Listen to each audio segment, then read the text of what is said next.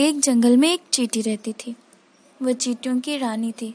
वह सुबह होते ही अन्य चींटियों के साथ भोजन की तलाश में निकल जाती थी। उसी जंगल में एक शरारती हाथी भी रहता था। वह कुछ काम नहीं करता था, बस दिन भर इधर उधर घूमकर पेड़ पौधों को तोड़ता रहता था।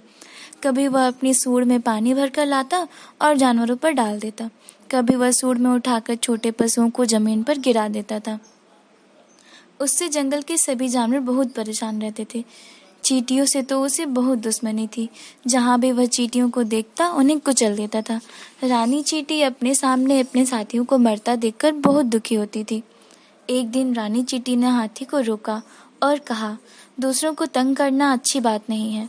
हाथी ने कहा, मेरे पास ताकत है, मैं कुछ भी करूँगा, तुम चुप रहो। तुम छोटी और कमजोर हो, ज़्यादा बोलोगी तो तुम्हें भी 1 मिनट में कुचल दूंगा।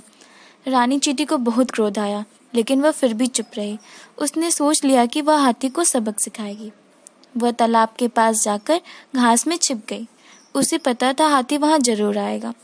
हाथी जब घूमते घूमते वहां आया तो रानी चींटी उसकी सूंड में घुस गई और उसे जोर से काटी। हाथी दर्द से चिल्लाया। रानी चींटी उसे बार बार काटने लगी। वह जोर जोर से चिल्लाने लगा। उसने अपनी सूंड को जोर जोर से हिलाया भी, लेकिन रानी चींटी बाहर नहीं निकली। वह सूंड में ही बैठकर उसे काटती रही। हाथी बहुत ज्यादा परेशान हो गया। सब जानवर हाथी की यह हालत देखकर बहुत खुश हो रहे थे। जब हाथी से बर्दाश्त नहीं हुआ, वह रोने लगा। उसने रानी चींटी से कहा, मुझे माफ कर दो, अब मैं किसी को कभी तंग नहीं करूंगा। रानी चींटी सूंड से बाहर आ गई और हाथी से बोली, आगे से कभी किसी को छोटा और कमजोर मत समझना। हाथी को अपनी गलती का अनुभव हो गया। उसने चींटी से माफी मांगी। अब हाथी सबके साथ मिलकर रहने लगा। सब खुश थे। सबने रानी चींटी को धन्यवाद दिया।